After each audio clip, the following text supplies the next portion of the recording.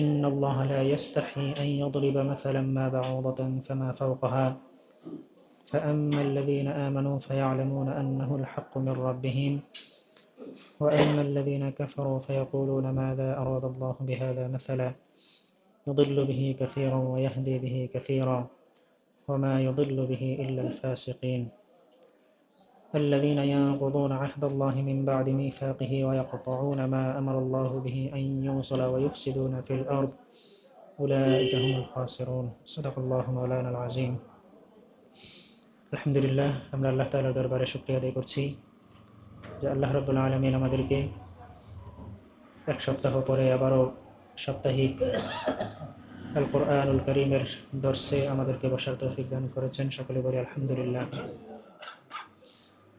আল্লাহ তাআলার তৌফিকে আমরা গত সপ্তাহে সূরাতুল বাকারার 24 এবং 25তম আয়াত আমরা শেষ করেছি। আজকে আমরা 26 এবং 27 এই দুই আয়াত নিয়ে কথা বলবো, আলোচনা করব। ওমা তৌফিক ইল্লা বিল্লাহ। তো 26 এবং 27তম আয়াতে আল্লাহ তাআলা কি বলছেন দেখি আমরা। ইন্নাল্লাহা লা ইয়াস্তাহি আন ইয়াদরিবা মাসালাম মা বাউদাতান ফামা ফাওকাহা। নিশ্চয়ই আল্লাহ তাআলা লজ্জাবোধ করেন না যে তিনি দৃষ্টান্ত দিবেন মশার অথবা তার চেয়ে ছোট কিছুর। ফাআম্মাল্লাযীনা আমানু, অতএব যারা ঈমান আনে, ফায়ালামুনা, তারা জানে, আন্নাহুল হাক্কু মির রাব্বিহিম, যে এটা তাদের রবের পক্ষ থেকে সত্য। ওয়া আম্মাল্লাযীনা কাফারু, আর যারা কুফরি করে, ফায়াকুলুনা, তারা বলে, মাযা আরাদাল্লাহু বিহাযা মাসালা, যে আল্লাহ তাআলা এর দ্বারা কি উদ্দেশ্য নিয়েছেন, এই দৃষ্টান্ত দ্বারা আল্লাহ তাআলা কি ইচ্ছা করেছেন। ইউদিল্লু বিহি কাসীরা, অনেকেই এর দ্বারা পথভ্রষ্ট হয়, তিনি অনেককেই এর দ্বারা পথভ্রষ্ট করেন। ওয়া ইয়াহদি বিহি কাসীরা, এবং এর দ্বারা অনেককেই তিনি পথ প্রদর্শন করেন। ওমা ইউদিল্লু বিহি ইল্লাল ফাসিকুন, আর এর দ্বারা পথভ্রষ্ট হয় না ফাসিক ব্যতীত। আল্লাযীনা ইয়ানকুদুনা আহদাল্লাহি মিন বাদি মিসাকি, যারা দৃঢ় অঙ্গীকারের পরে আল্লাহ তাআলার সাথে কৃত ওয়াদাকে তারা ভঙ্গ করে। ওয়ায়াকতাউনা মা আমারাল্লাহু বিহি আন ইউসালা, এবং তারা ওই সম্পর্ক ছিন্ন করে যে সম্পর্ক আল্লাহ তাআলা রক্ষা করার আদেশ করেছেন। ওয়ায়ুফসিদুনা ফিল আরদ, এবং জমিনে তারা ফাসাদ সৃষ্টি করে। উলাইকা হুমুল খাসিরুন, তারাই হলো ক্ষতিগ্রস্ত। তো এই আয়াতগুলোর মধ্যে আল্লাহ রাব্বুল আলামিন যেটা বুঝিয়েছেন, এর মধ্যে অনেক কিছু আমাদের জানা প্রয়োজন। তার মধ্যে প্রথমত হচ্ছে শানে নজুল। এই আয়াতের শানে নজুল বা অবতরণের কারণ কি? তো এই আয়াতের অবতরণের কারণ সম্পর্কে রাইসুল মুফাসসিরিন হযরত আব্দুল্লাহ বিন আব্বাস রাদিয়াল্লাহু তাআলা আনহু বলেন যে ইতিপূর্বে যে আয়াতগুলোতে আল্লাহ রাব্বুল আলামিন তাদের যে দৃষ্টান্ত দিয়েছেন, মাসালুহুম কামাসালিল্লাযী ইসতাওকাদা নারা ফালাম্মা আদাআত মা হাওলাহু যাহাবাল্লাহু বিনুরিহিম, এই আয়াতের মধ্যে আল্লাহ তাআলা তাদের যে দৃষ্টান্ত দিয়েছেন ওই ব্যক্তির সাথে যে অগ্নি প্রজ্বলিত করেছে। এরপরে ইয়াকাদুল বারকু ইয়াখতাফু আবসারহুম আও কাসাইয়্যিবিন মিনাস সামা, আকাশ থেকে নাজিলকৃত পানি, আগুন, পানি, এগুলোর সাথে সাদৃশ্যতা বা দৃষ্টান্ত আল্লাহ তাআলা দিয়েছেন।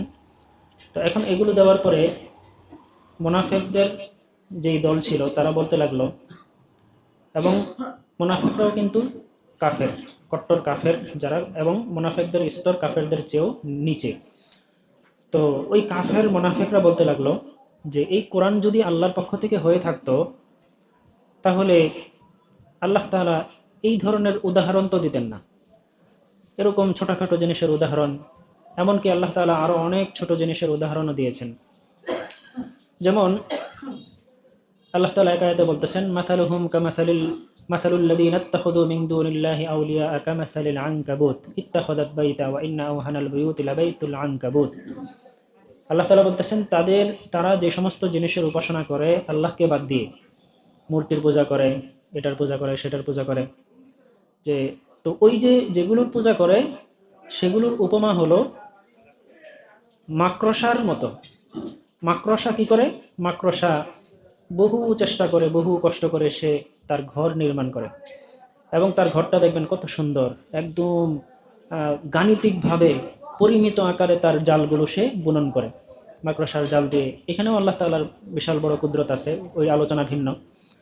কিন্তু সে এই যে এত চেষ্টা করে, এবং মাকড়সা নিয়ে বহু গবেষণা আছে। তো মাকড়সা নিয়ে যে গবেষণার একটা এরকম তথ্য আছে যে মাকড়সা তার জীবনের সিংহভাগ সময় সে তার এই বাসা বানানোর মধ্যেই ব্যয় করে। সে তার যে বাসা নির্মাণ করে, এই বাসা নির্মাণের মধ্যেই সে তার জীবনের অধিকাংশ সময় ব্যয় করে, আর বাকি সময়টা সে ওই শিকার ধরার জন্য অপেক্ষা করে বা শিকার ধরার কাজে ব্যয় করে। তো এখন দেখেন আল্লাহ তাআলা যে দৃষ্টান্ত দিচ্ছেন, উদাহরণ দিচ্ছেন, যে যারা গায়রুল্লাহর ইবাদত করে তাদের দৃষ্টান্ত হইল ওই মাকড়সার মতো। মাকড়সা সারা জীবন ব্যয় করে সে একটা ঘর বানায়, তারপরে হালকা একটা বাতাস আসছে, তার ঘরটা ভেঙে চলে শেষ। তো যারা গায়রুল্লাহর ইবাদত করে, যারা আল্লাহকে বাদ দিয়ে অন্য কিছুর পিছনে ছুটে, তাদের দৃষ্টান্ত হইল ওইরকম, যে সারা জীবন সে চেষ্টা করছে, সারা জীবন মূর্তির সামনে সে মূর্তির নাম জপছে, সানাম সানাম সানাম সানাম জপছে, কালিমা কালিমা কালিমা জপছে, তারপর আরো কত কিছু আছে তাদের। এই যে জপছে, হুট করে তার মৃত্যু চলে আসছে, মরার পরে দেখে সে সারা জীবন যেটার পিছনে ব্যয় করলো ওইটার কোনো অর্থই নেই, শেষ। ওইটার সব কোনো অস্তিত্বই আর নেই। এই যে মশার বাসা যেরকম, যে সারা জীবন ব্যয় করে সে বাসাটা বানাইছে, একটা বাতাস আসছে, বাতাসে তার ঘর বাড়ি শেষ। তো এরকম। তো এখন আল্লাহ তাআলা এরকম আরো বহু দৃষ্টান্ত দিয়েছেন। মাছির দৃষ্টান্ত দিয়েছেন, তো মশার দৃষ্টান্ত দিয়েছেন, মৌমাছির দৃষ্টান্ত দিয়েছেন, পিঁপড়ার দৃষ্টান্ত দিয়েছেন, আগুনের দৃষ্টান্ত দিয়েছেন, পানির দৃষ্টান্ত দিয়েছেন। তো এখন আল্লাহ তাআলা এই যে উপমাগুলো দেন, এটা কাফেরদের পছন্দ হয়নি। এখন কাফেররা অভিযোগ করছে কি, যে যদি এই কোরআন আল্লাহর পক্ষ থেকে হতো, তাহলে তো আল্লাহ এই সমস্ত ছোটখাটো জিনিসের উপমা দিতেন না। তিনি অনেক দিলেও বড় জিনিসের উপমা দিতেন, অথবা দেওয়ার দরকারই নেই। আল্লাহ তাআলা কেন এই উপমা দিতে হবে, তাও এমন নগণ্য জিনিসের, নিকৃষ্ট জিনিসের, ছোটখাটো জিনিসের। এখন আল্লাহ তাআলা তাদের এই অভিযোগের জবাবস্বরূপ এই আয়াতটা নাজিল করেন। আয়াতের মধ্যে আল্লাহ তাআলা বলতেছেন যে আল্লাহ তাআলা মশা অথবা মশার চেয়ে ছোট কোনো জিনিসের উপমা দিতেও তিনি লজ্জাবোধ করেন না। শব্দটা এখানে যেটা আসছে, মাসালান্না বাউদাতান ফামা ফাওকাহা, বাউদাতান শব্দের অর্থ হচ্ছে মশা, আর ফাওকুন শব্দের অর্থ হচ্ছে উপরে। তো এখানে শব্দটা যদিও অর্থ উপরে, উপরে বলতে এখানে বুঝাইছে যে মশার চেয়ে উপরে, মানে মশার চেয়ে আরো বড় ধরনের নিকৃষ্ট, মশার চেয়ে আরো বড় ধরনের ছোট জিনিস। যেমন পিঁপড়া, পিঁপড়া তো মশার চেয়ে ছোট। তো এই দৃষ্টান্ত দিতেও আল্লাহ তাআলা লজ্জাবোধ করেন না। এখন এখানে আরো বেশ কিছু বিষয় জানার, তার মধ্যে একটা হচ্ছে যে ইস্তিহইয়া বা হায়া এর অর্থ, লজ্জায়ের অর্থ। লজ্জায়ের অর্থ ইতিপূর্বে একদিন বলছিলাম, লজ্জায়ের অর্থ হচ্ছে বা হায়া এর অর্থ হচ্ছে যে মানুষের তিরস্কার অথবা শাস্তির ভয়ে কোনো অন্যায় কাজ থেকে তার মন যে তাকে বাধা দেয়, মানুষের তিরস্কার অথবা শাস্তির ভয়ের যেই অনুভূতি তাকে খারাপ কাজ থেকে বাধা দেয়, ওইটাকে বলা হয় হায়া বা লজ্জা। তো এখন এখানে প্রশ্ন আসে যে আল্লাহ তাআলা তো মানবীয় সমস্ত বৈশিষ্ট্য থেকে মুক্ত। মানুষের যে অন্তর আছে, আল্লাহ তাআলা সেই অন্তর থেকে মুক্ত, আল্লাহর কোনো অন্তর নেই। যেমন কথার কথা, রহিম শব্দের অর্থ হচ্ছে অন্তরের কোমলতা, কিন্তু আল্লাহ তাআলার একটা নাম কিন্তু রহিম। এখানে প্রশ্ন আসে যে আল্লাহ তাআলার তো অন্তরই নেই, তাহলে আল্লাহ তাআলার অন্তরের মধ্যে কোমলতা কেমনে আসে? প্রশ্ন। এর জবাব হলো যে আসলে এগুলো মাজাজি অর্থে আল্লাহ তাআলার দিকে সম্বন্ধ করা হয়, অর্থাৎ রূপক অর্থে, যে আল্লাহ তাআলা দয়ালু। তিনি দয়ালু, এটা হওয়ার জন্য তার অন্তরের দরকার নাই, কিন্তু তিনি দয়ালু। তো এখানেও যে আল্লাহ তাআলা লজ্জাবোধ করেন না, এই লজ্জা শব্দ আল্লাহ তাআলার দিকে সম্বন্ধ করা হয়েছে বা সংযুক্ত করা হয়েছে এইভাবেই, রূপক অর্থে, যে আল্লাহ তাআলা এতে ইতস্ত বোধ করেন না, বা এতে আল্লাহ তাআলা তিনি কোনো ধরনের পিছপা হন না যে তিনি ছোট থেকে ছোট জিনিসের উপমা দিবেন। আর এই উপমা দেখবেন যে দুনিয়ার যত জ্ঞানী মানুষ আছে, যেমন শেখ সাদী রাহিমাহুল্লাহর কোনো কিতাব যদি আপনারা পড়েন, শেখ সাদী রাহিমাহুল্লাহর কিতাবগুলোর মধ্যে প্রতিটা লাইনে লাইনে, প্রতিটা পৃষ্ঠায় পৃষ্ঠায় খালি উপমা, খালি দৃষ্টান্ত। প্রতিটা পৃষ্ঠায়, প্রতিটা কথায় উনি শুধু দৃষ্টান্ত দিয়ে কথা বলেন। এবং পৃথিবীর মধ্যে এই কোরআনের পরে সবচেয়ে সাহিত্যপূর্ণ যেই বই লিখছে সেটা হচ্ছে শেখ সাদী রাহিমাহুল্লাহর যে গুলিস্তা কিতাব। এটা শুধু মুসলমানদের কাছে না, এটা সমগ্র পৃথিবীতে।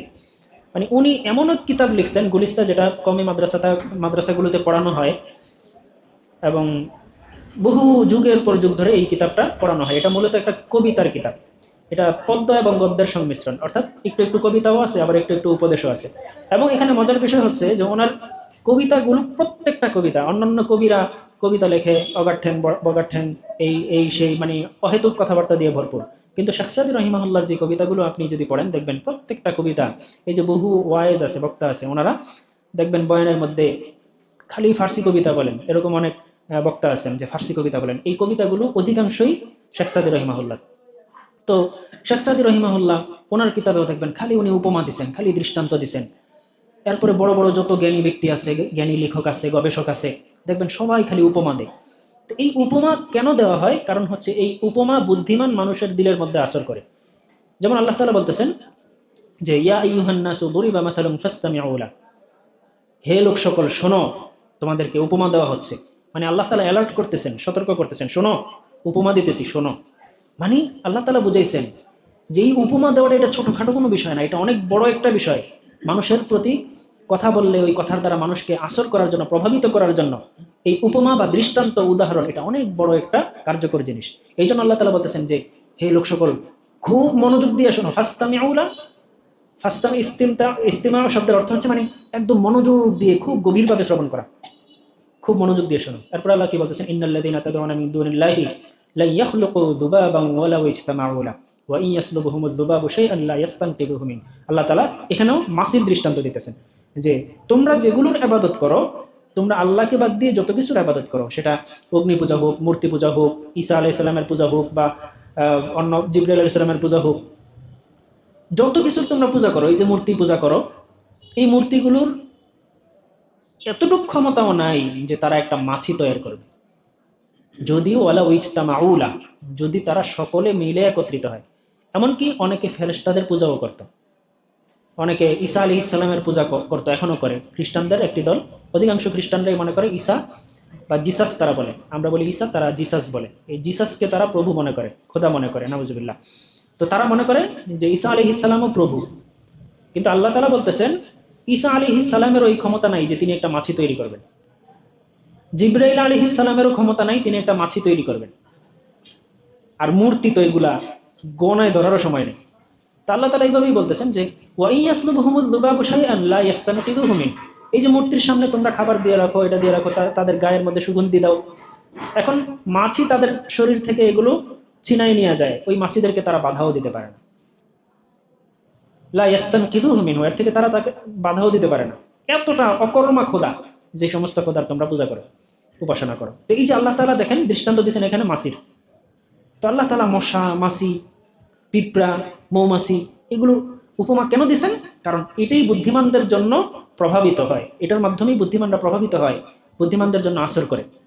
এই জন্য আল্লাহ তাআলা বলতেছেন যে আল্লাহ তাআলা ইতস্তবোধ করেন না, লজ্জাবোধ করেন না যে মশা অথবা মশার চেয়ে নিচু কোনো ধরনের প্রাণীর উপমা দিতে। এখানে আরেকটা বিষয় আসে যে আল্লাহ তাআলা এখানে মশার কথাই কেন বললেন? মাছির কথাও তো বলতে পারতেন, যেমনটি অন্য আয়াতে মাছির কথা বলছেন। আবার পিঁপড়ার কথাও তো বলতে পারতেন, যেমনটি অন্য আয়াতে পিঁপড়ার কথা বলছেন। এখানে মশার কথা কেন বলছেন? তো মুফাসসিরিনে কেরাম এই মশার কথা বলার পিছনেও একটা তাফসীর পেশ করেছেন বা একটি রহস্য তারা উদ্ঘাটন করেছেন। সেটা হচ্ছে যে মশার সাথেও আল্লাহ তাআলা মানুষের জীবনের দৃষ্টান্ত দিয়েছেন।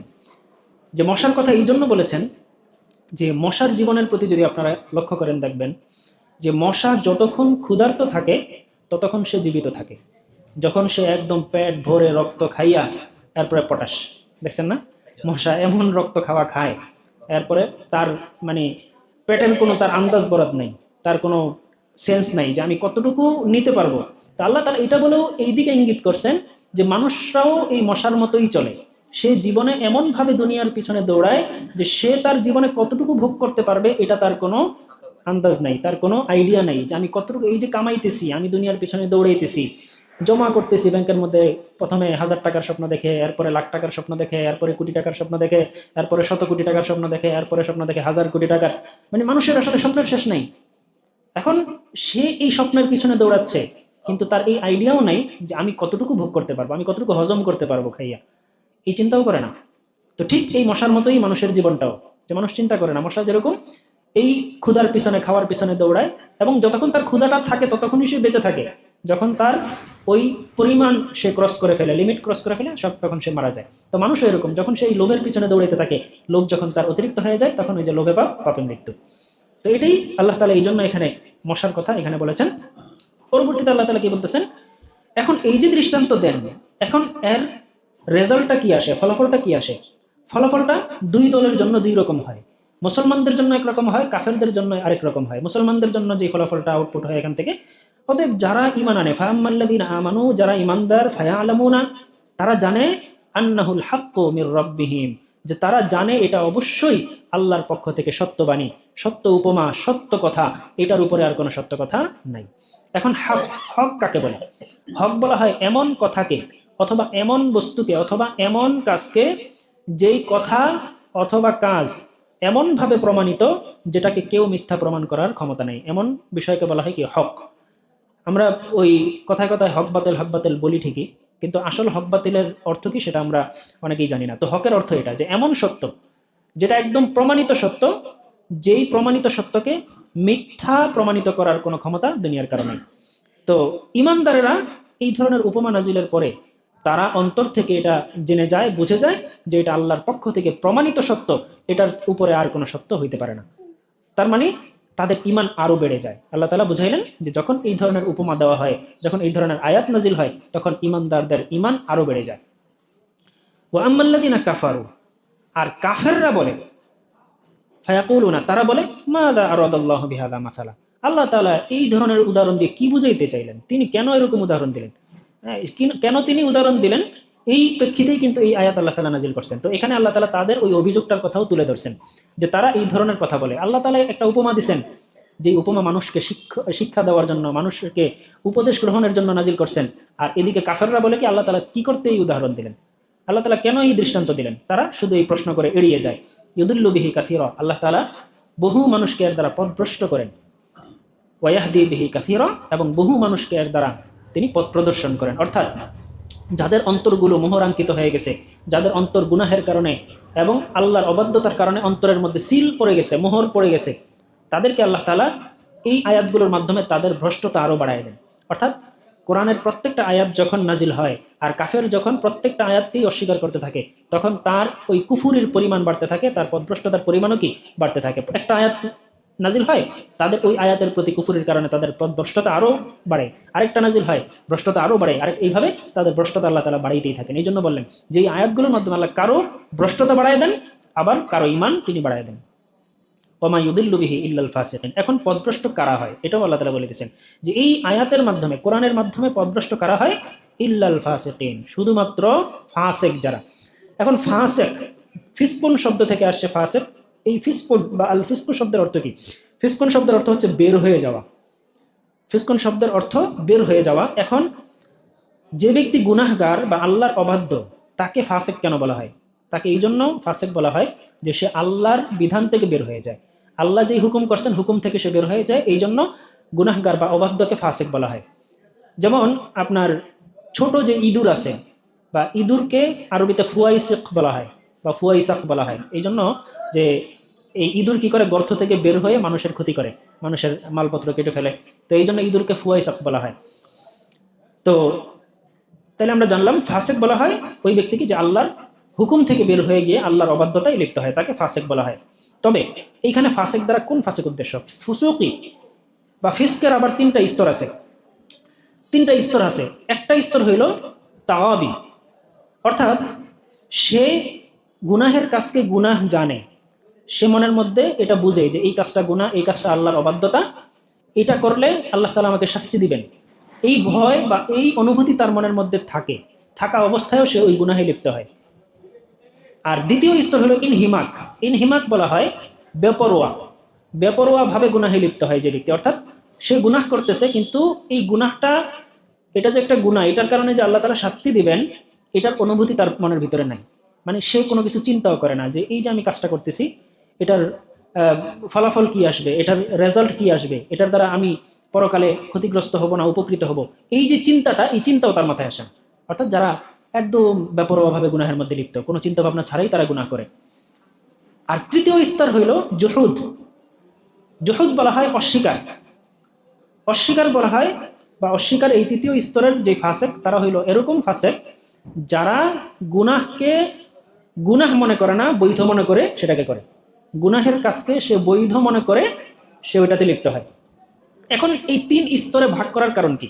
এই পাপাচারকে 3 স্তরে ভাগ করার কারণ হলো প্রথম দুই স্তরের মধ্যে যারা থাকবে তারা ইমানদার থাকবে, অন্তত তাদের ইমান থাকবে। যদিও তারা গুনাহে লিপ্ত হইতেছে, তাদের ইমান একবারে বের হয়ে যাবে না। কিন্তু 3 নম্বর স্তরে যে ব্যক্তি চলে যাবে, তৃতীয় স্তরে যে ব্যক্তি চলে যাবে, যে সে গুনাহের কাজকে বৈধ মনে করে, গুনাহের কাজকে হালাল মনে করে সে করে, তাইলে সে ইমান থেকে বের হয়ে যাবে।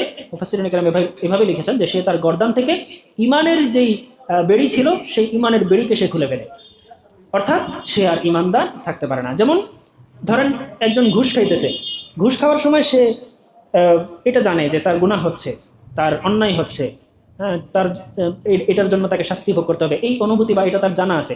অথবা জানা থাকলেও সে কোনো পরোয়া করতেছে না, তার অন্তত এতটুকু জানা আছে যে এটা অন্যায়, কিন্তু যদিও সে পরোয়া করে না, তাও সে কি প্রথম 2 স্তরের মধ্যে থাকবে। কিন্তু যদি সে এমনটা মনে করে যে এই ঘুষ খাওয়াটা আমার জন্য বৈধ, যেহেতু আমি 2 কোটি টাকা খরচ করে আমি চেয়ারে বসছি, এখন এই 2 কোটি টাকা যে আমি খরচ করছি এটার সুদে আসলে আমাকে আদায় করতে হবে, অতএব এটা তো আমার জন্য বৈধ, অবশ্যই তো আমি এই জন্যই বসছি, এটা তো বৈধই।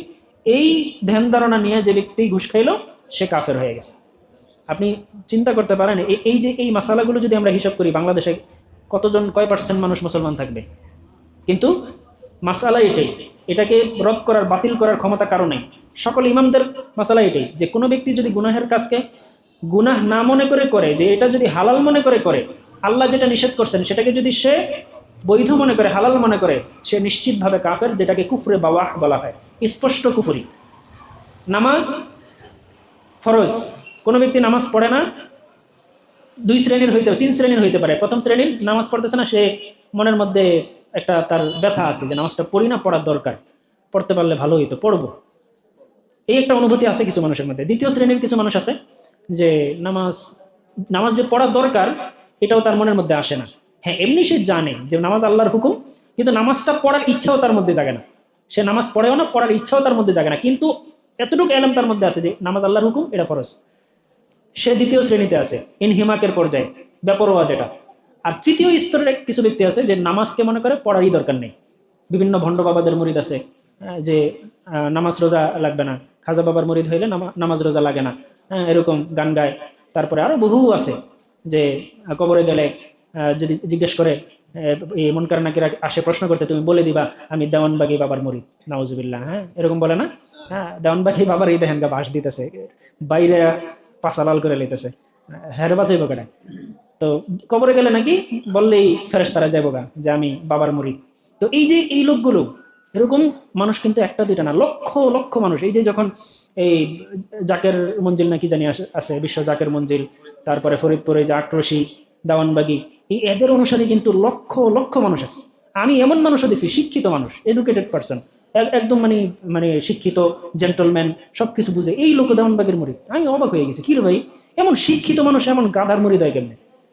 ভাই, আপনার শিক্ষা দীক্ষা, ন্যূনতম শিক্ষা দীক্ষা আছে, আপনি কারো মুরিদ হইতে চাইলে এরকম একটা শিক্ষিত মানুষের কাছে যান, যার অন্তত ভাই এটাই তো, চুরি বাটপারি করতেও কিন্তু নলেজ লাগে, জ্ঞান লাগে, চুরি করতেও জ্ঞান লাগে, বাটপারি করতেও জ্ঞান লাগে, চুরি বাটপারির জ্ঞান তো লাগে। এখন আপনি দরকার হইলে যান, আপনি বন্ডর কাছে যান, কিন্তু এমন একটা বন্ডের কাছে যান যার মধ্যে ন্যূনতম শিক্ষা দীক্ষা আছে, একটু আপনার যে একটু উঁচু লেভেলে একটু শিক্ষা দীক্ষা তার আছে। কিন্তু না, এই ধরনের বলদ, গন্ড, মূর্খ, পাগল ছাগলের কাছে যাই এই শিক্ষিত মানুষগুলো কেমনে মরি দেয়, এটা মাথায় ধরে না আমার। তো এই যে মানুষগুলো, তো আল্লাহ তাআলা, জানি না ওদের হাসর কি হবে। আমার মানে আত্মীয়দের মধ্যে এরকম একজন লোক ছিল, মারা গেছে, তো জানি না আসলে আল্লাহ তাআলা তার কি ফয়সালা করবেন। কিন্তু বাহ্যিক মাসআলা অনুযায়ী যেটা আমরা দেখি যে এই লোকগুলোর ঈমান নাই, টোটালি এরা বেঈমান, এদের ঈমান নাই, এদের জন্য এদের জানাজার নামাজ পড়াও জায়েজ নেই। তো এই জন্য আল্লাহ তাআলা বলতেছেন যে এই আয়াতের মাধ্যমে পথভ্রষ্ট হয় ফাসেকরা। এখানে ফাসেক বলতে ওই তৃতীয় লেভেলের যারা, অর্থাৎ কাফের পর্যায়ের ফাসেক যারা, তাদেরকে উদ্দেশ্য, যে এই ফাসেকরাই কি এই আয়াতের মাধ্যমে পথভ্রষ্ট হয়। এখন ফাসেকদের আরো পরিচয় আল্লাহ তাআলা তুলে ধরতেছেন, আল্লাযীনা ইয়ানকুদুনা আহদাল্লাহি মিন বাদি মিসাকি। যে সমস্ত ফাসেকরা, যে সমস্ত অপরাধীরা কি করছে, আল্লাহর সাথে কৃত দৃঢ় অঙ্গীকারকে তারা ভঙ্গ করছে। আল্লাহর সাথে কৃত দৃঢ় অঙ্গীকারকে তারা ভঙ্গ করছে। এখানে দুইটা শব্দ আসে, আহদুন এবং মিসাকুন। তো আহদুন শব্দের অর্থ হচ্ছে, আহদুন শব্দের একদম শাব্দিক অর্থ হচ্ছে রশি দিয়ে কোনো কিছু বাঁধা। যেমন একটা রশি দিয়ে দুইটা জিনিসকে একসাথে বাইধা দেওয়া, এটার নাম হলো আহদুন। এখন এই যে আহদুন, এটার এই যে বাধার মাধ্যমে কি হয়, চুক্তি সম্পাদিত হয়। তো যেহেতু একটা মানুষ আরেকটা মানুষের সাথে যখন ওয়াদাবদ্ধ হয়, তখন তাদের মধ্যে কি একটা চুক্তি সম্পাদিত হয়, কেমন যেন একটা রশি দিয়ে তাদেরকে বাইধা একত্রিত করে দেওয়া হয়েছে। তো এই জন্য আহদুনকে কি আহদুন বলা হয়, অঙ্গীকার। তো স্বাভাবিকভাবে আহদুনের অর্থ অঙ্গীকার। আবার মিসাক শব্দের অর্থ হচ্ছে অঙ্গীকার। তাহলে এখন দুইটা শব্দ আল্লাহ কেন বললেন? যারা ইয়ানকুদুনা আহদাল্লাহি মিন বাদি মিসাকি, যারা মিসাকের পরে, অঙ্গীকারের পরে অঙ্গীকারকে ভেঙে ফেলে। কিন্তু এখন দেখেন দুই জায়গায় শব্দ দুইটা বলছে, প্রথমে বলছে আহদুন, পরে বলছে মিসাকুন। তো এখানে দুই শব্দ বললেন কেন? এর কারণ হচ্ছে মিসাক শব্দের অর্থ হলো যদিও অঙ্গীকার, কিন্তু আহদুনের উপরের লেভেলের শব্দ হচ্ছে মিসাক, অর্থাৎ অঙ্গীকারকে কসমের মাধ্যমে মজবুত করার নাম হচ্ছে মিসাক। অর্থাৎ কোনো ব্যক্তি অঙ্গীকার করছে যে ঠিক আছে ভাই আমি তোমাকে ওয়াদা দিলাম, এটা হলো স্বাভাবিক আহদুন বা অঙ্গীকার। আর যদি বলে আমি আল্লাহর কসম করে বলতেছি আমি তোমার সাথে কৃত ওয়াদাটা আমি রাখবো বা তোমার কথা আমি রাখবো, তাইলে দেখেন এখানে অঙ্গীকারটাকে আবার শক্তিশালী করা হয়েছে কি কসমের মাধ্যমে, এটাকে বলা হয় মিসাক। এখন আল্লাহ তাআলা বলতেছেন যে ফাসেক কারা, যারা আল্লাহর সাথে কৃত এই দৃঢ় অঙ্গীকারকে, কসমওয়ালা অঙ্গীকারকে তারা ভাঙছে। সেটা কোনটা? এখন সেটা কোনটা, এটা নিয়ে আবার মুফাসসিরিনে কেরামের দুইটা মতামত আছে। একটা হলো যে প্রত্যেকটা মানুষের জন্যই তার আল্লাহকে মেনে নেওয়া, এক আল্লাহকে মেনে নেওয়া, এটা তার জন্য আবশ্যক। এটা কেমন যেন একটা অঙ্গীকারের মতোই, যে তার এই অঙ্গীকারটা পালন করতেই হবে। তার কাছে যদি কোনো নবী রাসূল নাও আসে, তাও সে এক আল্লাহকে মানতে হবে। এটা তার জন্য একটা অলিখিত এটা অঙ্গীকার, এটা তার উপরে সবসময় থাকে। তো আল্লাহ তাআলা এই অঙ্গীকার বুঝাইছেন। তবে অধিকাংশ মুফাসসিরিনে কেরাম বলছেন যে এখানে উদ্দেশ্য হচ্ছে ওই যে রূহের জগতে আল্লাহ তাআলা মানুষের কাছ থেকে অঙ্গীকার নিয়েছিলেন, আলাস্তু বিরাব্বিকুম ক্বালু বালা, যে আল্লাহ তাআলা আদম আলাইহিস সালামের এই পাজর থেকে যত তার সন্তান বের হবে, এই সকল সন্তানগুলোর রূহকে আল্লাহ তাআলা বের করেছিলেন। বের করে তাদেরকে আল্লাহ তাআলা জিজ্ঞেস করছিলেন যে আমি কি তোমাদের রব নই? তারা সকলে মিলে বলেছিল কি বালা, হ্যাঁ আপনি আমাদের রব। এবং তখন আল্লাহ তাআলা তাদের থেকে ওয়াদা নিয়েছিলেন যে তোমরা পৃথিবীতে গিয়ে আমার হুকুম মতো চলবা, আমার নির্দেশ মতো চলবা। এই দৃঢ়ভাবে তাদেরকে ওয়াদা করাইছিল, কিন্তু ওই মানুষগুলো পৃথিবীতে এসে কি করছে, সেই ওয়াদা ভঙ্গ করছে। তো এটাই আল্লাহ তাআলা বললেন যে যারা আল্লাহর সাথে কৃত ওয়াদাকে ভঙ্গ করেছে, ওয়ায়াকতাউনা মা আমারাল্লাহু বিহি আইয়ুসরা ওয়ায়ুফসিদুনা ফিল আরদ, এবং তারা ওই সম্পর্ক ছিন্ন করে যে সম্পর্ক রক্ষা করার আদেশ আল্লাহ তাআলা করেছেন। এখানে সম্পর্ক বলতে উদ্দেশ্য হচ্ছে আত্মীয়তা সম্পর্ক, এবং এমন সম্পর্ক যে সম্পর্ক হালাল এবং বৈধ। এখানে এই আয়াত দিয়ে আবার হারাম সম্পর্কের দলিল দেওয়া যাবে না, তার সাথে আমার 5 বছরের সম্পর্ক, এখন আল্লাহ তাআলা তো বলছে এই সম্পর্ক যাতে না ভাঙি, এই কথা বলার কোনো সুযোগ নেই। হ্যাঁ, আল্লাহ তাআলা এখানে বলছেন কি হালাল সম্পর্ক, যেগুলো বাবা মা, আত্মীয় স্বজন, ভাই বোন, চাচা চাচি, দাদা দাদি, নানা নানি, শ্বশুর শাশুড়ি, এই যে হালাল যত সম্পর্ক আছে আল্লাহ তাআলা আদেশ করেছেন যে এই সম্পর্কগুলো তোমাদেরকে অবশ্যই অবশ্যই রক্ষা করতে হবে। এই জন্য আল্লাহ নবী বলেছেন যে ব্যক্তি আত্মীয়তা সম্পর্ক ছিন্ন করে তাকে আল্লাহ তাআলা কি জান্নাতে জায়গা দিবেন না, তার জায়গা হবে জাহান্নাম। তো এখন আল্লাহ তাআলা বলতেছেন এই অভ্যাসগুলো কাফেরদের, যা এই যে সম্পর্ক ছিন্ন করা, কাফেরদের সাথে সম্পর্ক, ছোট ছোট কারণে আমরা সম্পর্ক ছিন্ন করি। ওই বিয়ের মধ্যে কি হয়েছে, গোশতের মধ্যে লবণ কম হয়েছে, হ্যাঁ লবণ কম হইলে যার তোর লোকের সম্পর্ক নাই। এরপরে মাইয়ারে পাঠাইছে, এরপরে মাইয়ার বাপের বাড়ি থেকে শীতকালে পিঠা পাঠায় নেই, হ্যাঁ তুই পিঠা পাঠাইলি না, তোর লোকের সম্পর্ক নাই। এই যে নগণ্য নগণ্য কারণে আমাদের আত্মীয়তা সম্পর্ক নষ্ট হয়ে যায়। এরপরে কি আবার মেয়ের বাড়ির লোকেরা, হ্যাঁ আমার মাইয়ারে একজোড়া এই বানাই দিল না, এই কানের দুল বানাই দিল না, এই ছেড়ে দে, হ্যাঁ তোর লেগে কত ডাক্তার ইঞ্জিনিয়ার বসে রয়েছে, তুই কি লেগে এমন করে থাকবি। এরপরে বুদ্ধি দিয়ে কি করে ওই স্বামী স্ত্রীর মধ্যে ভাঙ্গন করে দেয়, ডিভোর্স করে দেয়। এই জন্য ওই অনেকে বলে যে যার মা যত চালাক তার মেয়ে তত দ্রুত হয় তালাক। হ্যাঁ এরকম। তো এইভাবে দেখা গেছে এই যে সম্পর্ক ছিন্ন করে, তো এগুলো কিন্তু কাফেরদের স্বভাব বা কাফেরদের বৈশিষ্ট্য। এগুলো মুসলমানদের বৈশিষ্ট্য হলো যে তারা আত্মীয়তা সম্পর্ক যে কোনো মূল্যে রক্ষা করবে, যদিও সে জুলুমের শিকার হয়, জুলুম সে মেনে নিয়ে হলেও তাদের সাথে যতটুকু সম্ভব তাদের সাথে সম্পর্ক বজায় রাখা, এটাই হচ্ছে একজন ইমানদারের কাজ। তারপরে আরো তাদের খাসলত কি কাফেরদের, সেটা হলো যে ওয়ায়ুফসিদুনা ফিল আরদ, এবং তারা জমিনে ফাসাদ সৃষ্টি করে। ফাসাদ সৃষ্টি করে আল্লাহ তাআলা এখানে ফাসাদ সৃষ্টি করা এবং এই সম্পর্ক ছিন্ন করা দুইটাকে পাশাপাশি বলছেন। মুফাসসিরিনে কেরাম বলেন যে এই সম্পর্ক ছিন্ন করার মাধ্যমেই পৃথিবীতে বেশিরভাগ ফাসাদ তৈরি হয়। যত ধরনের ফাসাদ বা ঝগড়া বিবাদ অশান্তি যত তৈরি হয়, এই ফাসাদগুলো তৈরি হয় সম্পর্ক ছিন্ন করার মাধ্যমে। ভাই ভাইয়ের সাথে সম্পর্ক ছিন্ন করছে, মারামারি লাগছে, পরিবারে সম্পর্ক ছিন্ন করছে, মারামারি লাগছে। ওই যে আগের কালের জমানায় যে দুই কবিলা এক গোত্র আরেক গোত্রের সাথে এই যে এমন ঝগড়া লাগতো, মারামারি, হ্যাঁ যে মনে করেন 50 বছর আগে এই গোত্রের মনে করেন একজন ওই গোত্রের একজনকে চটকনা দিছিল, 50 বছর পরে যাইয়া সে তার বাপরে মেরে ফেলছে। কেন? আমার 50 বছর আগে চটকনা দিছিল। এরপরে এখন ওই যে আবার মেরে ফেলছে, আবার এটা লইয়া যুদ্ধ লেগে থাকে 100 বছর 200 বছর। এরকম ছোট ঘটনাকে কেন্দ্র করে এরকম ইতিহাসে বহু দেখা যায় যে কয়েকশো বছর পর্যন্ত যুদ্ধ চলছে। তো এগুলো কিন্তু এই যে সম্পর্ক ছিন্ন করা থেকে, কারণ গোত্র দুটোটা একই শাখার ছিল, কিন্তু তারা এই যে ছোট একটা চটকনা কেন্দ্র করে তারা আলাদা হয়ে গেছে, আলাদা হয়ে যুদ্ধ শুরু করে দিয়েছে। তো এই যে ফাসাদগুলো, অশান্তিগুলো বেশিরভাগ এই সম্পর্ক ছিন্ন করা থেকেই তৈরি হয়। এই জন্য আল্লাহ তাআলা বলছেন যে কাফেরদের স্বভাবগুলো এগুলো, উলাইকা হুমুল খাসিরুন, তারাই হলো ক্ষতিগ্রস্ত। খাসিরুন শব্দের অর্থ হচ্ছে ক্ষতিগ্রস্ত, তারা দুনিয়াতেও ক্ষতিগ্রস্ত, আখিরাতেও ক্ষতিগ্রস্ত। অর্থাৎ যারা এই ধরনের কাজগুলো করে, যে তারা আল্লাহর এই দৃষ্টান্তকে তারা ছোট মনে করে, নগণ্য মনে করে, এবং তারা কি করে, আত্মীয়তা সম্পর্ক ছিন্ন করে, এবং তারা জমিনে ফাসাদ সৃষ্টি করে, তারাই হলো কি ক্ষতিগ্রস্ত। তারা দুনিয়াতেও যেমন ক্ষতিগ্রস্ত, আখিরাতেও ক্ষতিগ্রস্ত। আর এখানে মূলত এই দুইটা আয়াত এই যে দৃষ্টান্তকে কেন্দ্র করে, উদাহরণকে কেন্দ্র করে, যে আল্লাহ তাআলা উদাহরণ দেন। এখন উদাহরণের ক্ষেত্রে এই একটা প্রশ্ন আছে, যে প্রশ্নটার জবাব দিয়ে আমরা শেষ করব। প্রশ্নটা হলো যে তাহলে আল্লাহ তাআলা উদাহরণ দিচ্ছেন, ঠিক আছে, ভালো কথা, অনেক জ্ঞানী গুণীরা এবং সব জ্ঞানী গুণীরা এই উদাহরণ দিয়ে কথা বলেন, সেটাও ভালো কথা। কিন্তু এখানে প্রশ্নটা যেটা আসে যে তাহলে ছোট জিনিসকে বড় জিনিসের সাথে কি উদাহরণ দেওয়াটা কি ঠিক আছে? আসলেই কি মৌলিকভাবে ঠিক আছে নীতিগত দিক থেকেও? যেমন ধরেন একটা মশাকে মানুষের সাথে দৃষ্টান্ত দেওয়া হইলো, অথবা একটা মাছিকে মানুষের সাথে দৃষ্টান্ত দেওয়া হইলো, তাইলে এটা কি ঠিক আছে কিনা? অথবা গাছকে মানুষের সাথে দৃষ্টান্ত দেওয়া হইলো। রাসূলুল্লাহ সাল্লাল্লাহু আলাইহি ওয়াসাল্লাম হাদিসের মধ্যে বলতেছেন, ও সাহাবীরা তোমরা বলো তো যে এমন একটা গাছ আছে যেই গাছটা মানুষের সাথে অনেক মিল রাখে, তোমরা বলতে পারো সেটা কোনটা? আব্দুল্লাহ বিন আব্বাস রাদিয়াল্লাহু আনহু বলেন, আমি অনেক ছোট ছিলাম, এই জন্য আমি উত্তর দিই না, কিন্তু আমার মাথায় উত্তরটা আসছিল যে সেটা খেজুর গাছ, কিন্তু আমি লজ্জায় উত্তর দিই নাই। তো বাপের কাছে এসে বলতেছে আর কি যে ওনার বাবা তো কে আব্বাস না, আব্দুল্লাহ ইবনে ওমর রাদিয়াল্লাহু আনহু, তো ওমর রাদিয়াল্লাহু আনহুকে এসে বাসায় বলতেছে যে আব্বা, হুজুর রাসূলুল্লাহ সাল্লাল্লাহু আলাইহি ওয়াসাল্লাম যখন প্রশ্ন করছেন আমার মনে তো আসছিল, কিন্তু আমি লজ্জায় উত্তর দিই না, আমি ছোট মানুষ, উত্তর দিলে আবার সবাই কি নাকি মনে করে বড়রা আছে, আপনারা আছেন। তো যখন সাহাবায়ে কেরামকে জিজ্ঞাসা করছেন রাসূলুল্লাহ যে তোমরা বলতে পারো সেই গাছটি কি, তখন সকলেই বলতেছে লা ইয়া রাসূলুল্লাহ, আমরা তো জানি না সেটা কি। তখন রাসূলুল্লাহ বলছেন যে সেটা হলো খেজুর গাছ। তখন ওই যখন আব্দুল্লাহ রাদিয়াল্লাহু আনহু বলতেছেন যে আমার মাথায় আসছিল, তখন ওমর রাদিয়াল্লাহু আনহু বলতেছিলেন যে তুমি যদি উত্তরটা দিতা, এটা আমার কাছে সারা দুনিয়া এবং দুনিয়াতে যা আছে সবকিছুর চেয়ে বেশি আমার কাছে ভালো লাগতো এই জিনিসটা।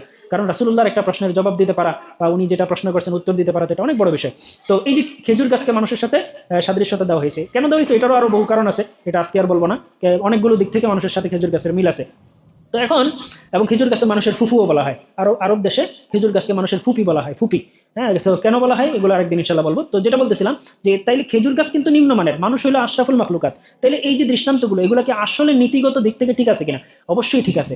কারণ এই দৃষ্টান্তর মানে এই না যে যেই জিনিসটাকে দৃষ্টান্ত দেওয়া হচ্ছে সে মানুষের চেয়ে উত্তম বা মানুষের চেয়ে শ্রেষ্ঠ, এটা উদ্দেশ্য না, বরং তার মানুষের শ্রেষ্ঠত্ব বোঝানোর জন্যই আসলে ওই দৃষ্টান্তগুলো দেওয়া হয়। যেমন কথার কথা, আমরা প্রতি জুমার খুতবার মধ্যে আমরা একটা কথা পড়ি, হয়তো এই কথাটা আপনাদের মুখস্থ আছে, ও হামজাতু আসাদুল্লাহি ওয়া আসাদু রাসূলি, আমরা বলি না জুমার খুতবার মধ্যে? এটা কিন্তু একটা হাদিসের অংশ। তো এই হাদিসের মধ্যে কি বলা হয়েছে যে হামজা রাদিয়াল্লাহু তাআলা আনহু তিনি আল্লাহ এবং তার রাসূলের সিংহ। তাহলে দেখেন হামজা রাদিয়াল্লাহু আনহুকে উপমা দেওয়া হয়েছে কার সাথে? সিংহের সাথে। এখন আপনি বলেন যে সিংহ শ্রেষ্ঠ নাকি হামজা রাদিয়াল্লাহু আনহু শ্রেষ্ঠ? অবশ্যই হামজা রাদিয়াল্লাহু আনহু। কিন্তু আপনি দেখেন যে শ্রেষ্ঠকে নিম্ন স্তরের জিনিসের সাথে দৃষ্টান্ত দেওয়া হয়েছে। কেন? কারণ এই নিম্নমানের জিনিস হইল তার মধ্যে এমন সাহসিকতা আছে যেই সাহসিকতাটা সবাই অর্জন করতে চায়। সিংহ এমন সাহসী, অথচ এটা কিন্তু হিংস্র প্রাণী। সিংহের গোশত খাওয়া হারাম, সিংহ পালন করাও হারাম। সিংহ আপনি পালতেও পারবেন না, পালারও অনুমোদন নেই। হিংস্র প্রাণী কিন্তু পালা জায়েজ নেই। তো এখন সিংহ একটা হিংস্র প্রাণী, হারাম প্রাণী, কিন্তু তারপরেও হামজা রাদিয়াল্লাহু আনহুকে সিংহের সাথে দৃষ্টান্ত বা উপমা দেওয়া হচ্ছে কেন? কারণ হামজা রাদিয়াল্লাহু আনহুর মধ্যে ওই সিংহের মতো সাহসিকতা ছিল। আবার আরবিতে বলা হয় জাইদুন কাল আসাদি, জায়েদ সিংহের মতো। তো সিংহের মতো বলতে কি সিংহের মতো হিংস্র না, সিংহের মতো সাহসী। বাকি মানবতার দিক থেকে, মনুষ্যত্বের দিক থেকে তো তিনি তার ওই সমস্ত জাতি থেকে বহু উপরে, আশরাফুল মাখলুকাত। অতএব এখানে ওই নীতিগত দিক থেকেও এখানে কোনো কন্ট্রাডিক্ট নাই, এখানে কোনো বৈপরীত্য নাই। তো আল্লাহ রাব্বুল আলামিন আমাদেরকে মৃত্যু পর্যন্ত এই কোরআনের তাফসীরের সাথে যুক্ত থাকার তৌফিক দান করুন। আল্লাহুম্মা সাল্লি আলা সাইয়্যিদিনা ওয়া নাবিয়িনা ওয়া শাফিঈনা ওয়া হাবিবিনা মাওলানা মুহাম্মদ সাল্লাল্লাহু আলাইহি